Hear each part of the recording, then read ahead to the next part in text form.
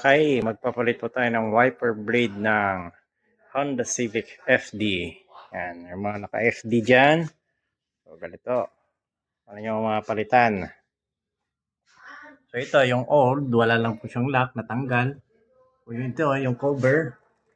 Kung baka cover yan lang yan, tanggalin nyo lang. Yan. Pag natanggal, sample, itong unahin natin. Ito malaki. Pag natanggal, tanggalin nyo po itong cover na to. Cover sa wiper. Cover lang po ito eh. Paano siya tanggalin? Iangat nyo lang pong ganyan. Oh. Yan. Tanggal. Makita nyo, yan lang po yung nagpapalak sa kanya yun. Mayan. Mayan o. Yan. So, ibabalik nyo, itutulak nyo lang po to. Itatapat nyo lang dito. Yan. Then, kung tatanggalin nyo na, angat mo to. Yan, angat nyo yan. Angat nyo yan o. Pagkaangat, tatanggal na siya o. Angat. Tingnan nyo po to. Yan. Kita nyo po, ito po yung lock niya. So, pindutin nyo lang yan o. Angat nyo, then push pababa.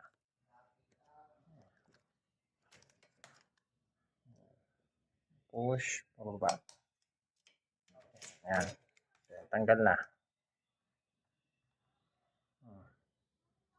Yan. Tanggal na. Ito po yung luma. Then, punasan na po natin to. Kapunasan, kakabit na po natin to. Kung ito yung may lock siya, pisilin nyo lang po to, angat yan. Ayan. Pisilin nyo lang po yan, angat. Pagkaangat, nakita nyo po yung curve dyan, no? Yan. Yung hook na po natin dito. Paano siya gawin? Ito, naangat nyo na, papasok ko lang to. Ayan. Pagka pumasok, yan, ipapasok nyo na yan. Hook. Ayan. Pag nag-lock na, kita nyo po yan.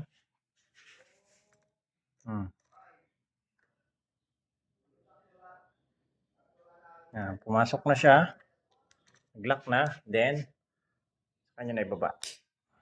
Ayan. Saka, nyo ibabalik yung cover. Yung cover niya. Dito. Lalak lang po yan. Kunan nyo. Sa procedure lang. Paano tinanggal? I-side nyo. Side nyo lang. Then push.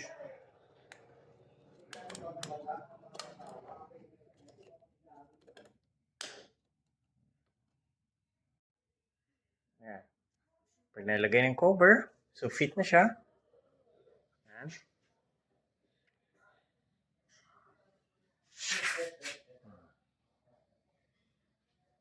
Ayan. So, same procedure din po. Paano tanggalin to at saka ikabit yung isa. Ganun din po. So, ayos na. Tanggalin nyo. Cover. Then, down. So, ganun lang po. Paano magpalit ng wiper blade ng Honda Civic FD. So, salamat sa inyong panonood mga kalakay.